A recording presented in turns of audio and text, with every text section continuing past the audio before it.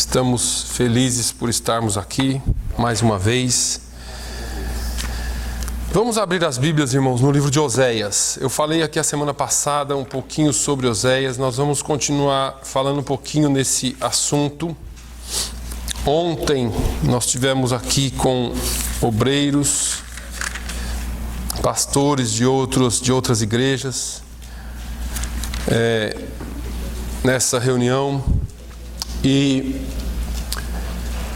glória a Deus, a obra do Senhor continua, mas essa palavra ela tem sempre falado ao meu coração. A semana passada eu falei sobre o meu povo está sendo destruído porque lhe falta conhecimento. Hoje nós vamos um pouquinho à frente no capítulo 6, eu vou continuar falando disso um pouquinho. Oséias capítulo 6, versículo 3, só a primeira parte do versículo eu já citei aqui e você conhece isso de cor.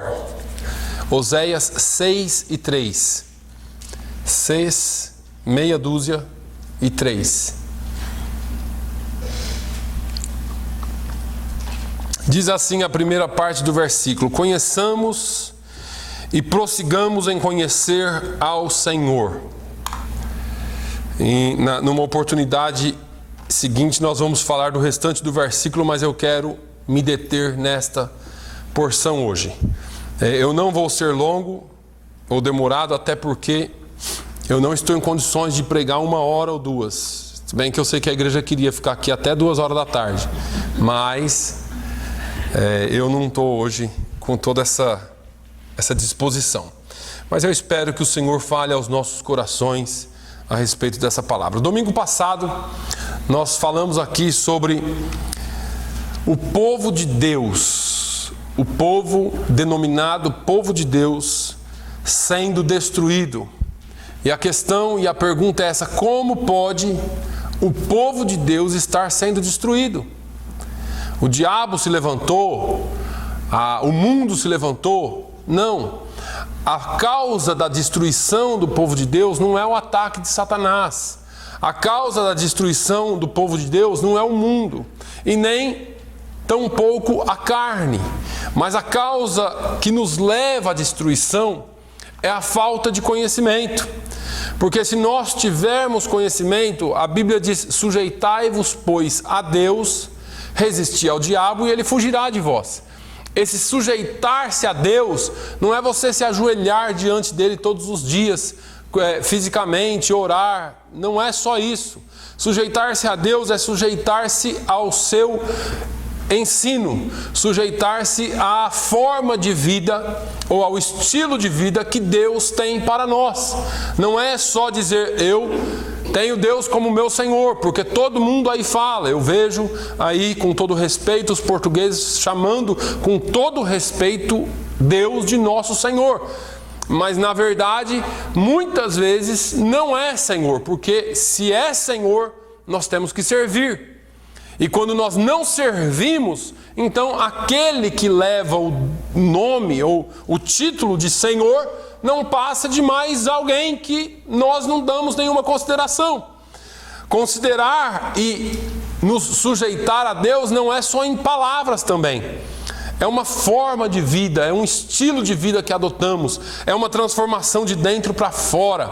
E muitas vezes nós, dentro da igreja, e eu vou falar aqui um pouquinho ainda desse meu povo que está sendo destruído, porque dentro da igreja nós aceitamos a Jesus, viemos para a igreja, mas muitas vezes porque nós não concluímos, porque nós não prosseguimos em conhecer, nós ficamos presos a dogmas e doutrinas de homens e acabamos somente mudando de religião. E mudar de religião, eu citei aqui alguma coisa ontem durante essa nossa reunião de pastores, nada mais é do que um adestramento. Então você tem um cachorro, que é um quadrúpede, e você ensina ele a andar nas 2 patinhas da frente ou de trás. Já vi dos 2 jeitos. E ele anda, é uma gracinha. mas ele não vai andar nas duas patinhas da frente a vida inteira, nem nas duas patinhas de trás. Ele vai voltar a ser quadrúpede, porque ele foi adestrado. Se você ensina um papagaio a cantar, e ele vai cantar, mas ele não tem alma para expressar a vontade do coração dele. Ele somente canta porque ele aprendeu. E assim tem muitos crentes na igreja hoje. Aprenderam coisas com outras pessoas, mas não prosseguiram em conhecer ao Senhor. O provérbio diz que o princípio da sabedoria é o temor ao Senhor. É o princípio. Então, eu temo a Deus, esse é o princípio da sabedoria, mas tem que continuar, não pode parar aí, porque se parar aí, acontece aquilo que eu estou falando. Você veste como crente, você carrega uma Bíblia de crente, você faz o que todo crente faz, mas o fruto do coração não é de salvo. E eu já falei para os irmãos, Jesus disse, olha, pelo fruto conhecereis a árvore. Mas nós não podemos usar esse versículo de Mateus 7,16 sem antes irmos lá em 1 Samuel 16:7, onde Deus fala para Samuel, você olha o exterior, mas eu olho o coração do homem.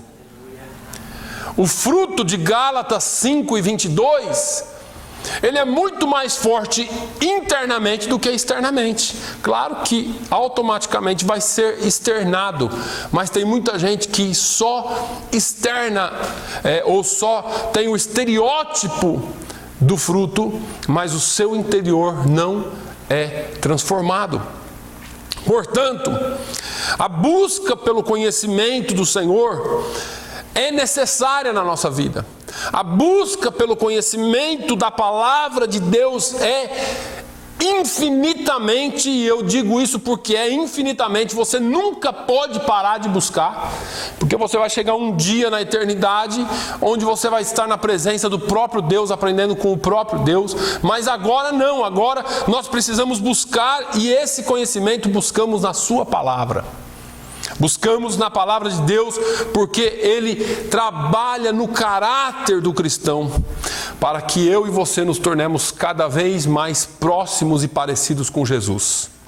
É difícil, não é fácil, e é por isso mesmo que para nós é muito mais fácil aprender uma ação externa do que ter uma mudança interna, porque a ação externa nós enganamos bem. Eu venho para a igreja vestidinho, bonitinho de crente, mas talvez lá no mundo eu não precise me adequar tanto aos padrões de Deus, porque eu tenho ainda as minhas falhas, eu tenho ainda as minhas formas de vida, mas Deus quer que eu e você sejamos cada dia transformados internamente. Agora, quando nós adquirimos esse conhecimento de Deus, resulta num aperfeiçoamento e traz algumas características, e aí sim você pode começar a fiscalizar o seu fruto.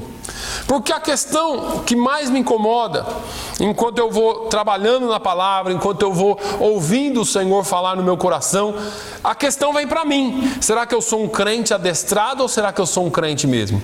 Será que eu aprendi a fazer tudo bonitinho com os outros e estou fazendo, ou será que no meu coração existe o desejo? Quando você fica longe da igreja, quando você fica longe dos irmãos, quando você fica um tempo sem pegar na Bíblia, aquilo te dá saudade ou você está tudo bem? Então, vamos começar a pensar nisso hoje, porque talvez seja momento de você refletir um pouquinho em você, não olhar para o outro, mas olhar para você e dizer assim: eu sou crente de verdade ou eu fui adestrado? Eu sou um cachorrinho adestrado. Eu sou o papagaio que fala glória a Deus e aleluia. Eu vi uma dupla de papagaio esses dias na internet cantando um hino em espanhol. Coisa linda, 2 vozes. 2 papagaios. Eles são crentes? Não, não são crentes. São papagaio. Bom, eles são mais crentes que muito crente, né? Porque são criaturas de Deus e eles louvam a Deus. Mas vamos lá. Esse conhecimento nos traz características. E algumas dessas características que eu quero falar hoje para nós analisarmos essa questão. Então, a primeira coisa que faz um crente que busca o conhecimento e que prossegue em conhecer ao Senhor é que ele tem condições de defender a causa do Evangelho. Essa defesa, ela não é uma defesa porque, deixa eu falar uma coisa para os irmãos, o Evangelho não precisa de defesa.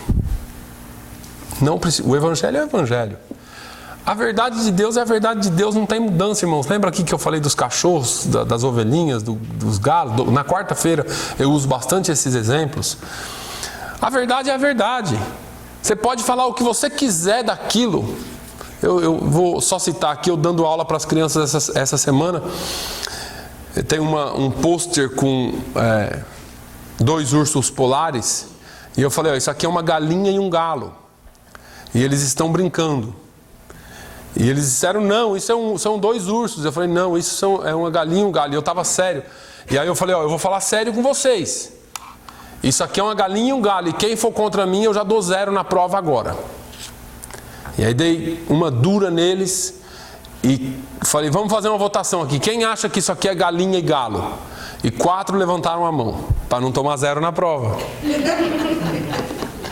E o restante manteve a mão abaixada. E eu falei, vocês vão tomar 0, não tem problema, continua sendo urso polar. Então não importa o que você fala daquilo, aquilo é a verdade, acabou. Depois eu usei o exemplo para ensinar os outros a não mudar princípios, independente de ameaças. Então, e isso eu acho que é defesa do Evangelho. Defender o Evangelho você defende com a sua vida.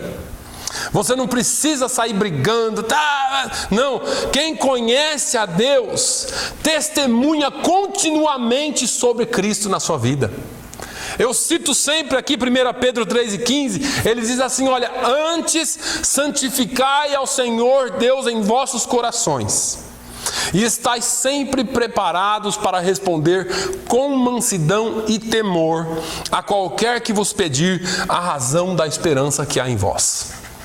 Então, nós santificamos a Deus em nós nos tornamos cristãos de verdade, e aí qualquer um que chegar, mas por que você não faz isso, mas por que você não faz aquilo? Porque você tem a palavra para responder. E aí você não está defendendo o Evangelho porque ele precisa de defesa. A sua vida é luz. Lembra que eu estou falando de luz da terra aqui? A sua vida expõe as trevas. Você não precisa de muita força para defender o Evangelho. Não é por força e nem por violência, mas é pelo Espírito Santo de Deus. Ninguém vem a Deus porque eu pego ele pelo pescoço e digo, você tem que aceitar, você precisa aceitar. Ele não vai aceitar. Ele pode, por medo, receber a religião, como são os muçulmanos. Os muçulmanos, eles são bem tranquilos nisso. Você quer se converter ao islamismo? Não, morre. Então eu quero. Então eu quero. E aí, muitos crentes se dobram às ameaças. Muitos crentes não estão preparados porque eles não santificaram a Deus em vossos corações. Eles não receberam de verdade uma conversão genuína. Eles não tiveram realmente uma experiência com Deus através do Espírito Santo pela sua palavra. O entendimento ficou só aqui. Eu sempre digo aos irmãos, a palavra tem que ser compreendida, irmãos, é aqui, na razão. Só que ela tem que descer para o coração para poder ter vida. Porque se ela ficar só na razão, você vai ser um ótimo teólogo, mas você não vai ser crente. Você vai ser um ótimo teólogo, mas você não vai ter nada de Deus para dar para as pessoas. Porque geralmente, quando nós temos muito conhecimento, nós nos tornamos juízes daquela causa. Então, quando as pessoas querem defender algo, eles chamam quem? Um especialista naquilo. Ele é formado naquela matéria e ele defende aquilo. Agora, nós não precisamos disso, de defender com palavras. Nós precisamos ter a defesa em nós. Por que nós vivemos assim? Por que nós somos assim? Então, você tem a luz do Espírito Santo em você. Você tem o selo do Espírito Santo. E o selo do Espírito Santo é algo incrível em nós. Sabe lacre? Esses lacres que vêm em embalagens, tudo, que quando você tem que, ou então vai uma carga, vai lacrada para não ser aberta até que chegue no destino. É assim que está a sua vida. A sua vida foi selada, foi lacrada. Ninguém pode quebrar o lacre, o selo do Espírito Santo em você. Se você realmente foi selado pelo Espírito Santo, está selado e acabou. Você é um cristão e acabou. A sua vida você não precisa fazer estripulias. Porque quando você não é santificado, quando você não é transformado, eu falei do cachorrinho, o cachorrinho não vai andar em pezinho para sempre. Vai chegar uma hora que a máscara vai cair. Vai chegar uma hora que tudo aquilo que você professava exteriormente, você não vai conseguir professar mais, porque eu sempre falo aqui com os irmãos, fazer o bem cansa. Cansei de ajudar essa pessoa, cansei de fazer o bem, cansei. Mas para o cristão salvo, não. Paulo fala assim, olha, não nos cansemos de fazer o bem. Nós precisamos continuar fazendo bem. Nós precisamos continuar, porque isso é o que nós temos. E eu sempre falo para os meus alunos, para os meus filhos, cada um dá o que tem. O que tem dentro de você? Jesus falou isso. A boca fala daquilo que há em abundância no coração. Cada pessoa dá o que tem. Se você é transformado realmente, se você foi limpo realmente pela palavra, você vai oferecer aquilo que tem. O que é que sai da sua boca? O que é que você pronuncia quando pisam no seu calo? Precisamos cuidar, responder, estejais preparados para responder com temor a Deus e mansidão ao próximo, a qualquer um que vos perguntar a razão da esperança que há em vós. Mesmo que essa pergunta seja em tom de ameaça, você tem que ter temor de Deus e mansidão com o próximo. Mas não posso, pastor, porque eles estão falando mal de Deus. Davi brigou. Jesus veio com uma nova instrução. Às vezes nós nos indignamos, não é? Como que esse cara pode rasgar a Bíblia? Como que esse pode fazer isso dentro de um culto evangélico? Como aconteceu, gay se beijando dentro de um culto evangélico. Que coisa horrível. Cada um dá o que tem. É a nossa vida que tem que responder. É a nossa vida que tem que responder para eles com temor e com a mansidão. Eu também me indigno, eu também fico nervoso, mas nós precisamos aprender do Senhor. Prossigamos em conhecer a Deus. A Bíblia diz eu não me lembro se é Ezequiel ou Jeremias, que essa questão da gente se preocupar muito com o governo, ficar muito preocupado com as coisas que acontecem. A Bíblia diz que é Deus quem põe reis e tira reis, que coloca presidentes e tira presidentes. A Bíblia diz que esse povo que pensa que manda, que nem alguns aí falam que os maçons, os Illuminatis mandam na terra. A Bíblia diz que Deus olha do céu e se ri deles, porque é Deus quem tem o poder de todas as coisas. Às vezes nós nos preocupamos com algumas coisas, claro, somos humanos, a gente vê as coisas indo água abaixo, tem hora que eu fico revoltado. Mas Deus olha do céu e se ri deles, e Deus já preparou o juízo para esses. Nos preocupamos sim, porque estamos querendo ver o bem, mas às vezes, irmãos, nós não podemos ser pegos lutando contra o próprio Deus. Se isso for juízo de Deus, vai acontecer e acabou. E aí, se foi Deus quem levantou para que haja juízo sobre a terra através desses homens, então não adianta lutar contra isso, porque é lutar contra o próprio Deus. Vamos à frente. Quando você prossegue em conhecer ao Senhor, como Oséias disse, conheçamos e prossigamos em conhecer ao Senhor. Quando você prossegue em conhecer ao Senhor, você tem condições de se prevenir contra heresias. Jesus diz que é um erro, é pecado não conhecer as Escrituras. Deixa eu falar para você. Pega um telefone novo na caixa, um desses smartphones dos mais novos, e dá na mão de qualquer criança que ele destrincha na hora. Porque esse é o conhecimento do momento. Agora, eu sempre brinco com isso. Quantos ossos você tem no corpo? Não sabe, né? Nem eu. Esqueci. Porque a gente não se interessa muito por nós mesmos. Nós não conhecemos muito de nós mesmos. Nem fisicamente e nem espiritualmente. Somos ignorantes com relação às coisas do ser. Sabemos muito do ter, administração, e aí está o grande erro do sistema de ensino. Porque ensinamos muito como administrar, aprendemos muito como fazer coisas, como ser práticos, mas não aprendemos nada sobre nós mesmos. Os homens que tentaram ensinar sobre o ser humano falharam em si mesmos. Os grandes filósofos, os grandes pensadores da história, falharam em si mesmos porque não conseguiram explicar.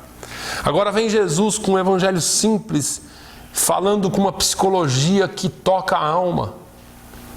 Algo que ninguém conseguiu fazer até então e nem depois dele. Veja que Jesus disse assim: errais não conhecendo as Escrituras, nem o poder de Deus. Mateus 22:9. Eu me lembro de eu já citei isso aqui, mas eu vou citar de novo, de um rapaz na nossa igreja que eu pastoreava no Brasil. Um rapaz bom, e ele sumiu da igreja por vários domingos. E eu, preocupado com ele, fui falar com o primo dele, e o primo dele me disse: ó, pastor, ele está com a cabeça meio confusa. Eu falei: confuso? Estava meio confuso. E aí eu liguei para esse rapaz no domingo à noite, depois do culto, e conversei com ele, e marcamos de tomar café junto.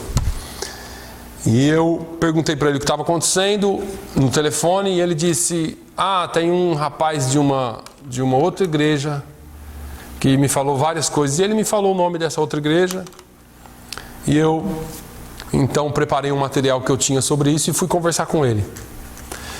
E ele estava sendo bombardeado por uma dessas denominações que se dizem evangélicas e não são. E esse senhor estava bombardeando ele com textos isolados, e ele não tinha o conhecimento para rebater. E eu fui mostrando os contextos das palavras de Jesus, porque eles são muito espertos. Às vezes, aprenda uma coisa aqui hoje: a Bíblia é a mãe de todas as heresias. O que é isso, pastor? A Bíblia é a palavra de Deus. Quando você usa como palavra de Deus. Mas é da Bíblia que saem todas ou a maioria das heresias que possa existir no mundo. É daqui que as pessoas tiram as mais loucas coisas para ensinar. Coisas que não existem. Porque usam versos isolados e criam doutrinas desses versos. E aí eu fui e mostrei para ele a realidade. Hoje esse moço está lá, salvo, casado, com filhos, trabalhando para Jesus. Mas errais por não conhecer. Eu já tive pessoas perguntando para mim aqui: pastor, tal igreja não é certo, né? Porque falam isso. E eu falei: glória a Deus, porque algumas pessoas ainda conseguem pensar sobre tais coisas. Porque nós procuramos ensinar a verdade, irmãos. A Bíblia é a palavra de Deus, sim. A Bíblia é a verdade, sim. Agora, quem conhece as Escrituras, quem conhece a palavra de Deus, quem prossegue em conhecer, não cai nessas heresias. E é aí que Deus usa Oséias para falar assim: olha, o meu povo é destruído porque lhe falta o conhecimento. Porque o povo começou a aceitar muita coisa. Por que a igreja está como está hoje? Eu falei aqui que se você aceitou Jesus nos últimos 20 anos, você corre um risco enorme de ter recebido um evangelho manco. Um evangelho troncho, um evangelho sem mão, sem braço, sem perna. Um evangelho que não tem toda a sua estrutura. Porque pelo menos 20 anos para cá, as pessoas têm pregado um evangelho totalmente diferente do que ele é. E por isso nós temos tantas pessoas feridas, machucadas no mundo, porque receberam a coisa errada. Receberam um evangelho errado, um evangelho de vitória. Como foi que nós aprendemos a evangelizar? Para quem aprendeu? Vem para Jesus que os seus problemas vão acabar. Jesus vai te ajudar a acabar com os seus problemas. Jesus ajuda. Ajuda sim, irmãos. Mas a proposta do Evangelho não é a ajuda aqui. A proposta do Evangelho é salvação, é eternidade. Jesus disse que nós teríamos aflições aqui. Jesus não era louco. Jesus disse isso porque ele sabia que a aflição é inerente a estar vivo. Quem está vivo passa por aflição. Agora, você precisa ser cristão com aflição ou sem aflição. Você precisa ser fiel na aflição ou fora dela. Nós precisamos aprender com Jesus e aprender com a sua palavra. Errais por não conhecer. Você está sendo destruído porque não conhece. Aí vem tudo quanto é picuinha de fora e você, ao invés de ficar firme na palavra, vai se deixando influenciar por essas coisas. Mas vamos seguir. O cristão que prossegue em conhecer ao Senhor, ele não fica parado naquilo que ele começou. Geralmente quem conhece, quem vai prosseguindo em conhecer, ele passa pelo processo do amadurecimento. Vai se amadurecendo, vai crescendo mesmo. Porque muitas vezes nós recebemos um evangelho e aí nós achamos que está tudo bem, porque a nossa medição de bênção de Deus para nós é de acordo com aquilo que nós aprendemos. Então, se eu arrumei um bom emprego, nossa, Deus está me abençoando. O irmãozinho lá que não tem um bom emprego é um desgraçado, coitado, porque Deus não abençoa ele, então. Nossa, comprei uma casa nova no melhor bairro da cidade. Então o irmãozinho que mora na favelinha lá também é um desgraçado, porque Deus não abençoa ele. E aí nós criamos classes de bênçãos de Deus e comparamos as bênçãos de Deus com cifras e com saúde ou com tanto de gente que tem dentro da igreja e achamos que isso é bênção de Deus. Mas Deus não trabalha assim. A bênção de Deus vem para nós quando nós cumprimos o que Ele mandou cumprir. Isso é bênção para nós. Então, todo cristão que prossegue em conhecer a Deus, ele não fica inerte. O grande problema da igreja hoje é a inércia. Parece que nós nos adaptamos tanto com esse evangelho aqui dentro, que nós não sabemos mais o que fazer lá fora. A igreja não tem mais ação para fora. Nós perdemos isso. Porque o sucesso do evangelho ficou resumido ao número de pessoas que nós ajuntamos na igreja no domingo ou num evento. Nossa, domingo bombou. Domingo tinha 180 pessoas, não tinha lugar nem para mosquito sentar. Aí a gente se sente muito bem. Enquanto o sucesso do evangelho para Deus é diferente. O sucesso do evangelho é para como é que você sai daqui e como é que você vive lá fora. Se você vive lá fora como um parasita espiritual ou se você vive lá fora como um vencedor que vai e anuncia o evangelho. E anunciar o evangelho não é se tornar mais um pregador do evangelho, é você se tornar mais uma testemunha de Jesus. Porque Jesus disse: recebereis o Espírito Santo e sereis minhas testemunhas. Como é que você testemunha de Jesus? Em primeiro lugar, com a sua vida. As pessoas precisam ver Cristo em você. As pessoas precisam ver Jesus em você. O Espírito Santo de Deus tem diferença. As pessoas vão olhar para você e vão ver diferença. Vão ver que você não é a mesma pessoa, ou talvez a maioria das vezes que elas conseguem ver a diferença é quando você está passando pela tribulação. Porque aí define o trigo do joio, é o fogo. Quem que separa o trigo do joio? É o fogo. O ímpio descabela, bebe, droga, faz loucura quando vem a dificuldade, porque ele quer fugir do problema. O crente não. Ah, pastor, mas quando eu aceitei Jesus, falaram para mim que Jesus ia me tirar de tudo quanto é problema. A Bíblia não diz isso, isso foi promessa de homem. A Bíblia diz que Jesus vai passar com você no problema. E a nossa diferença para o mundo é quem está ao nosso lado. Quem é a nossa companhia durante o problema. E o exemplo mais básico que a gente usa são os 3 jovens dentro da fornalha. Deus podia ter mandado um balde de água gigante e apagado aquela fornalha, né? Mas ele não fez isso. Ou dado um defeito, não ligasse. Mas o rei falou assim, aquece 7 vezes mais. É crente, né? Tem que se... Quando é para o crente, parece que a luta é mais forte. Mas é onde o poder de Deus se manifesta. Aleluia. Jesus, quem pecou? Ele ou os pais dele? Porque esse moço aí, olha aí, não tem condições. Jesus falou, nenhum dos dois. Mas isso foi assim para que o poder de Deus se manifestasse na vida dele. Deixa eu te dizer uma coisa, quanto maior for a luta, maior será a manifestação do poder de Deus na sua vida. Golias, maior será a manifestação do poder de Deus na sua vida. Gigantes, tribulações, maior será a manifestação do poder de Deus na sua vida. Por que é que a luta para o crente parece que é maior? Porque quem está ao seu lado, quem está com você, é maior do que todas as coisas. Então parece que o diabo não mede esforços para aumentar o seu problema. Mas ele não é nada comparado ao Senhor do universo, ao Deus que criou todas as coisas, ao Deus que diz que a terra é escabelo dos seus pés, ao Deus que pega toda a água dos mares, dos rios na concha da sua mão, aquele que pesa os montes numa balança no seu dedo, aquele que diz ao raio, vem aqui, e os raios se apresentam a ele e dizem, eis-nos aqui, Senhor.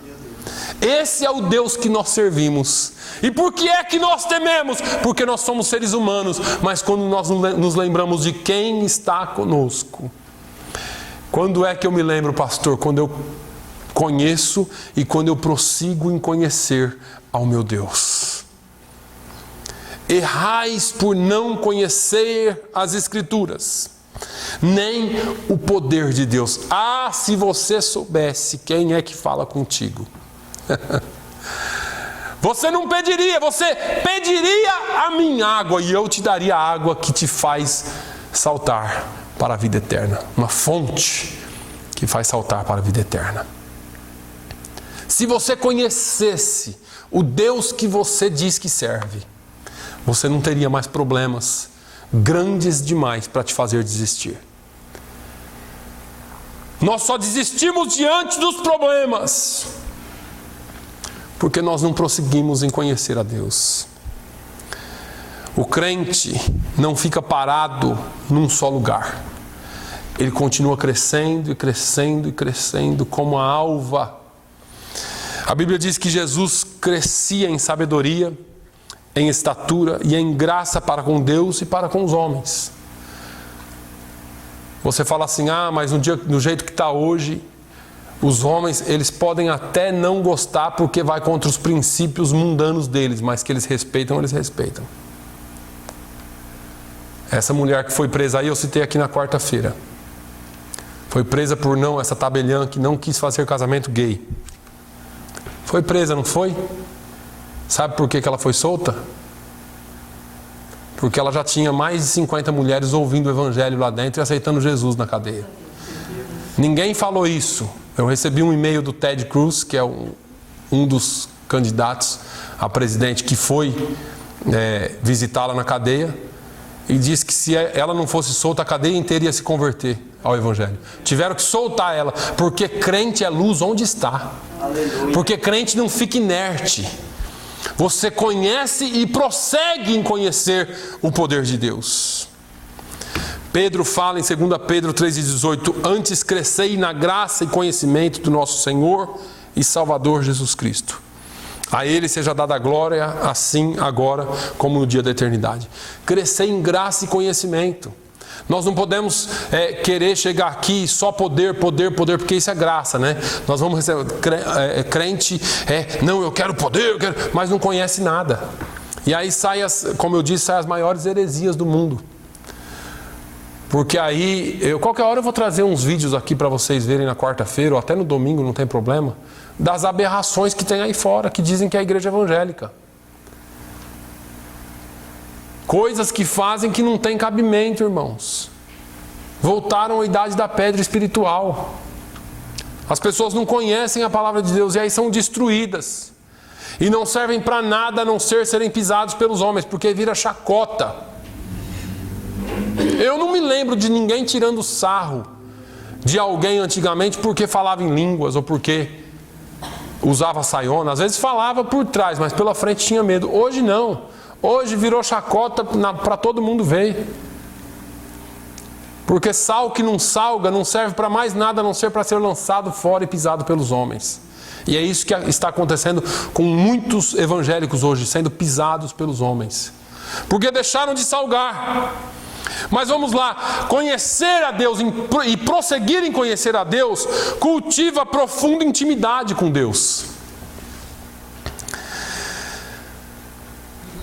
Nós precisamos entender uma coisa, irmãos. Desde o dia em que o véu se rasgou, de alto a baixo, Deus nos garantiu acesso gratuito, 24 horas por dia, 7 dias por semana, 365 dias por ano, todos os minutos diante do trono do Pai.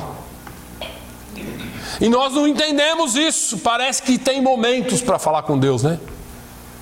Parece que tem momentos de entrarmos na presença de Deus. Nós precisamos prosseguir para que tenhamos intimidade com Deus. Como que nós criamos essa intimidade? Nós oramos, não oramos? Principalmente quando a gente precisa de alguma coisa. Oramos. Isso você está falando com Deus. E como que é que Deus fala com você? Pela palavra. Se você não buscar na palavra, você não vai ouvir a Deus. Não adianta ir lá na profeta, não. Não adianta ir lá no profeta, não. Dali pode sair tanto bem quanto mal. Daqui não. Daqui sai exortação, correção. Daqui sai promessa. Daqui sai coisas que Deus preparou para você desde a fundação dos séculos. Agora, quando nós olhamos essa profunda intimidade, o que quer dizer isso? A Bíblia nos mostra, Jó, ele tinha um conhecimento e uma sabedoria terrena invejáveis. E ele tinha até algum conhecimento de Deus. Mas no final da sua vida, ele diz assim, olha, antes eu conhecia a Deus de ouvir falar. Poxa, mas Jó sacrificava pelos seus pecados dos seus filhos. Jó, ele cumpria uma lei que ainda não existia, mas era uma lei moral que já existia dentro de cada homem. Jó cumpria aquilo. Ele não era mundano, ele não era ímpio, ele era um homem temente a Deus. E o próprio Deus deu testemunho dele, mesmo sem existir lei. Aí, ele fala assim, eu só conhecia Deus de ouvir falar. Mesmo Deus tendo dado testemunho dele, ele não conhecia Deus. E assim estão muitos crentes. Conhece Deus de vir no domingo aqui e ouvir falar, mas não tem intimidade com ele no dia a dia. Não entra na presença dele quando precisa, ou quando não precisa. Porque às vezes nós não precisamos. Você entra pela alegria de estar lá. Meu filho não vem falar comigo todo dia porque ele precisa de mim. Ele vem porque ele vem. Porque nós temos intimidade. Agora, muitos crentes só entram na intimidade quando precisam. A Bíblia fala de homens como Davi, como Abraão. Davi foi o homem segundo o coração de Deus. Abraão foi considerado amigo de Deus. São pessoas que desenvolveram intimidade com Deus e foram homens falhos. Homens que falharam. Abraão desobedeceu, não foi uma vez. Mentiu. Davi adulterou, matou, fez coisa errada. O problema não está no seu pecado, irmãos, porque eu já disse aqui para vocês, Deus não espera que você não peque. Ele sabe quem é o ser humano. Deus espera que você se arrependa e de coração e volte para Ele. Muitas vezes nós pecamos e nos acostumamos com o pecado, e aí aquilo ali, um dia é remorso, daqui a pouco já não é mais nada. Agora, quando nós temos intimidade com Deus, quando nós temos intimidade com o Pai, você vai até Ele. Você tem condições de ir até Ele e falar assim: Pai, eu errei. O que eu faço agora? E aí está o erro de muita gente, não vai até Deus e, portanto, fica inerte no conhecimento de Deus. Sabe por que nós somos inertes no conhecimento de Deus? Porque nós não vamos até a Ele. Se você for até Ele, você vai ver que Ele não vai te fulminar. Primeira coisa. O grande problema é você chegar em casa de tudo aquilo que você fez de errado e pensar que você vai apanhar do seu pai. Qual vai ser a grande surpresa? Se você chegar e seu pai te abraçar e falar assim: tudo bem, filho, você errou, mas eu vou te perdoar e vou te ajudar a prosseguir. Não vai ser uma surpresa? Só que nós, como humanos, ainda temos aquela imagem de um Deus que pune. De um Deus que nós vamos chegar nele e falar: ah, meu Deus, Ele nem vai me ouvir mais. Deixa eu te dizer uma coisa. O diabo, ele olha sempre para o pecado que você comete e te acusa. Deus olha sempre para você e te perdoa o seu pecado. O interesse de Deus não é o seu pecado, o interesse de Deus é você. O interesse do diabo é o seu pecado, para ele poder te acusar. Mas o interesse de Deus é sempre a sua vida.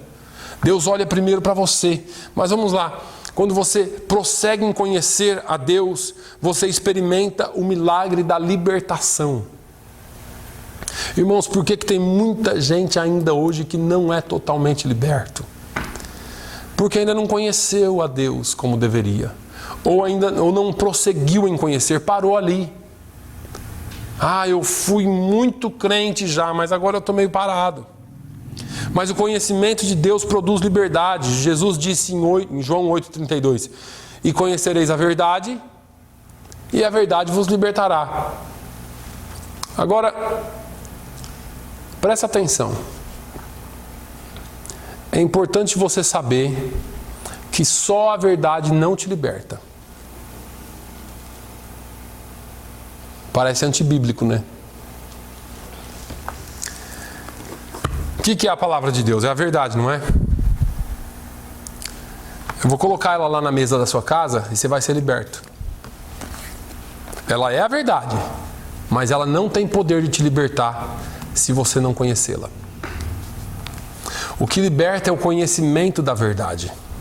Jesus disse: e conhecereis a verdade. E aí sim ela vai te libertar. Por isso que Deus disse: olha, conheçamos e prossigamos em conhecer. Por isso que Deus disse: o meu povo é destruído. Porque falta a verdade? Não, porque falta o conhecimento da verdade. As pessoas acham que colocar a Bíblia aberta no Salmo 91 já vai livrá-las de todos os problemas. Não livra você de nada, porque isso aqui é só um livro. Ela passa a ser a palavra, eu já ensinei 1000 vezes aqui, repito, quando ela é conhecida, quando entra em você. Quando você assume essa palavra, aí ela passa a ser palavra de Deus, conhecimento de Deus para a sua libertação, para a minha libertação. Precisamos conhecer a verdade. Agora, a grande falha do povo de Deus hoje é achar que conhece a verdade. Agora, quando a gente entra nas encruzilhadas da vida, onde você olha assim, tem 3, 4 ruas e você não sabe para onde vai, você está perdido. Isso na vida, não é na matéria, não. Quando você entra em problemas que você não sabe como resolver, aí parece que desaba tudo, porque lhe falta o conhecimento. No mínimo, o conhecimento da palavra tem que te trazer paz, no mínimo. Para você se sentar, chorar, deitar, rolar, ajoelhar, gritar, mas você dizer assim: Senhor, eu vou confiar em Ti. No mínimo. Porque tem hora que eu e você não vamos saber mesmo o que fazer. Mas se você conhece a palavra de Deus, Você vai lembrar do Salmo 40, talvez. Esperei com paciência no Senhor, e Ele se inclinou para mim e ouviu o meu clamor. Talvez, se você conhecer a palavra, você vai aprender a esperar nele e dizer como o Salmo 121, elevo os meus olhos para os montes. Está tudo fechado, Jesus. De onde me virá o socorro? A Bíblia conta essa história de quando Davi escreveu isso. Eu acho que eu já falei aqui. Davi está no vale com seus poucos homens. O exército de Saul cerca de todos os lados para matar Davi. Aquele dia Davi não tinha escapatória. Davi não foi para a guerra porque ele sabia que ele ia morrer. Ele disse: eleva os meus olhos para os montes, de onde me virá o socorro? Diz que naquele momento, essa história está registrada lá em Crônicas, se eu não me engano. Um mensageiro chega no rei Saul e diz assim: Saul, as nossas cidades foram atacadas e os nossos filhos e mulheres foram levados cativos. Saul diz assim: esquece Davi, vamos salvar os nossos filhos. Aí Davi termina: o meu socorro vem do Senhor, que fez os céus e a terra. Quando você não tiver saída, você pode olhar para Ele, porque se você o conhecer, a saída virá. Muitas vezes nós não conseguimos sair dos nossos garranchos, dos problemas em que entramos, porque não conhecemos a palavra. Errais por não conhecer. O meu povo é destruído porque lhe falta o conhecimento. O meu povo é destruído porque ele conhece um pouquinho e não quer conhecer mais. Irmão, isso aqui é para nós nos debruçarmos sobre ela e meditar dia e noite. Josué 1:8. Não se aparte da tua boca o livro desta lei. Antes medita nele dia e noite, para que tenhas cuidado de fazer conforme a tudo quanto nele está escrito. Tudo. E aí, então farás prosperar o teu caminho e serás bem-sucedido. Deus não disse assim: olha, se você fizer isso, eu vou fazer prosperar o seu caminho. Deus disse assim: ó, se você conhecer a verdade, você mesmo vai, eu mesmo vou te dar a habilidade para você conseguir prosperar o seu caminho. Farás prosperar o seu caminho. É uma ação sua. Você conhece a Deus e Deus te dá condições de prosperar. Você conhece a palavra de Deus e Ele te dá condições de prosperar. Por que é que Josué fez loucuras? Vai você hoje dar 7 voltas em volta de rodear 7 dias uma casa e falar: essa casa vai ser minha. No segundo dia, ou talvez naquele mesmo dia, você vai preso, porque vão chamar a polícia para você. Ó, tem alguém rodeando minha casa aqui. Vai você com trombeta lutar uma guerra. Você é louco? Bebeu o quê, filho? Só que Josué, ele fez loucuras porque ele conhecia o Deus que ele servia. Porque ele conhecia quem era o Deus que ele estava buscando. Porque ele sabia que nesse Deus ele podia confiar a sua vida. Errais por não conhecer a palavra. Agora, todo aquele que prossegue em conhecer tem a vida eterna. João 17:3 diz assim: a vida eterna é esta, que te conheçam a ti só, por único Deus verdadeiro, e a Jesus Cristo a quem enviaste. Só tem um jeito de você ter vida eterna, é pelo conhecimento de Jesus Cristo. A vida eterna é esta, que te conheçam a ti só, por único Deus verdadeiro, e a Jesus Cristo a quem enviaste. Isso são palavras de Jesus. Você vai ter vida eterna quando você conhecer Ele. O conhecimento de Deus também produz graça. Graça e paz vos sejam multiplicados pelo conhecimento de Deus. Não é orando, pastor? Não, precisamos orar? Precisamos. Precisamos orar, sim. Mas não é orando. Eu acho que a bateria está acabando. Maybe it's the battery.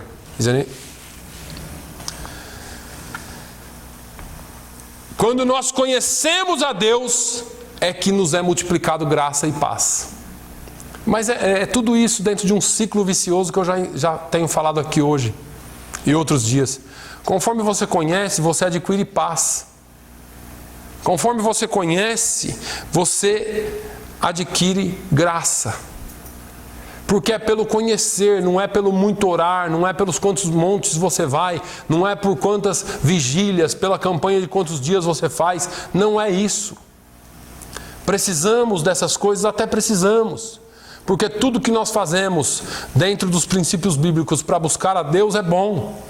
Mas não é a campanha de 21 dias de Daniel que me faz me achegar mais a Deus. Não é a campanha de 7 dias de não sei o que me faz me achegar mais a Deus, não. Ali geralmente você está em busca de alguma coisa. Quem quer conhecer a Deus vai para a palavra de Deus. Vai buscar a palavra de Deus, porque é na palavra de Deus que nós conhecemos a Ele e que nós experimentamos o verdadeiro avivamento, porque é a palavra que traz vida. Quantos cultos nós entramos, irmãos, e saímos sem lembrar o que é que foi pregado? Eu vi um sujeito falar um negócio um dia desses aí. Ele falou assim: olha, a presença do Espírito Santo era tão forte que eu não consegui nem pregar. Pronto, então não era o Espírito Santo. Me desculpe, porque a palavra vem pelo Espírito Santo, e se ele está lá, então a palavra vai fluir assim mais do que sempre. Agora o sujeito não consegue pregar por causa do Espírito Santo, esse não é o Espírito Santo. Isso pode ser um espírito das trevas que impediu ele de pregar e fez um barulho todo lá na igreja para enganar. E as pessoas estão sendo enganadas por falta de conhecimento. O meu povo está sendo destruído. Qual que é a melhor coisa para Satanás? Que você não conheça a palavra de Deus e nem o Deus que você serve. A melhor coisa para o diabo é que você não conheça nada, porque ele brinca com a sua cara e está brincando com o povo. Vem aqui pegar a rosa de não sei das quantas. Vem aqui pegar o pão da vida. O pão da vida está aqui. A rosa de Saron está aqui. Eu não preciso de nenhum misticismo, de nenhum sincretismo religioso para ser abençoado. A bênção nos vem, e o evangelho nos vem, e a salvação nos vem pela fé. E é por graça. Então nós temos a graça aumentada e multiplicada quando nós conhecemos a Deus. E por fim, nós temos a paz. E a paz de Deus, para a qual fostes chamados em um corpo, domine os vossos corações e sede agradecidos. A palavra de Cristo habite em vós abundantemente, em toda a sabedoria, ensinando-vos e admoestando-vos uns aos outros, com salmos, hinos e cânticos espirituais, cantando ao Senhor com graça em vosso coração. E quando fizerdes por palavras ou por obras, fazei tudo em nome do Senhor Jesus, dando por ele graças a Deus Pai. A palavra de Deus, de Cristo, habite em vós abundantemente. Ah, pastor, tem que... Não, é a palavra de Deus. Essa tem que habitar, Paulo escreveu aos Colossenses. Essa tem que habitar em nós abundantemente. Se você tiver a palavra dentro de você, irmão, você não precisa nem pular e nem dar grito, nem nada. Você, com a palavra, vence o diabo, o mundo e a carne e tem a sua salvação. Pastor, você é contra pular e dar grito? Não, cada um faz o que quer. Mas o que te sustenta é a palavra de Deus. O que te sustenta é a palavra de Deus. Não são aquelas reuniões que nós vamos e parece que nós vamos sair dali voando. Não são essas. São aquela que você consegue entender que Deus é contigo independente de qualquer coisa. E que quando você o conhece, você pode todas as coisas nele. E poder todas as coisas nele envolve todas as coisas, as tribulações e as coisas boas. Mas você é com ele e ele contigo. Amém? Que essa palavra possa preencher os nossos corações abundantemente. Pai, eu te louvo, eu te engrandeço nessa manhã, porque a tua palavra é santa, porque a tua palavra é eficaz. Ela é mais cortante do que espada alguma de dois gumes.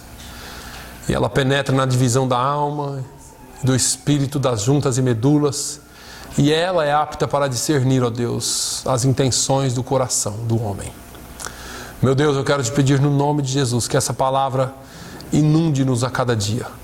Que essa palavra nos encha a cada dia. E que nós possamos ter o conhecimento dessa palavra em nós a cada dia, Senhor. Que nós possamos conhecer-te mais e mais. Não de ouvir falar, mas sim como Jó, ver ao Senhor face a face, ó Deus. E saber quem o Senhor é. E que não existe problema nenhum nesse mundo que possa nos deter ou nos derrubar. Que nenhuma inércia deste mundo vai nos parar. Que as portas do inferno não prevalecerão, mas que nós seremos vitoriosos no nome de Jesus. Pai, eu te louvo e eu te agradeço. Te peço a bênção sobre o teu povo, a bênção que só o Senhor pode conceder, ó Deus. Não há promessas de homens, não há nada que eu possa dizer que vai mudar o teu povo a não ser a tua palavra. No nome de Jesus, nos dê uma semana abençoada.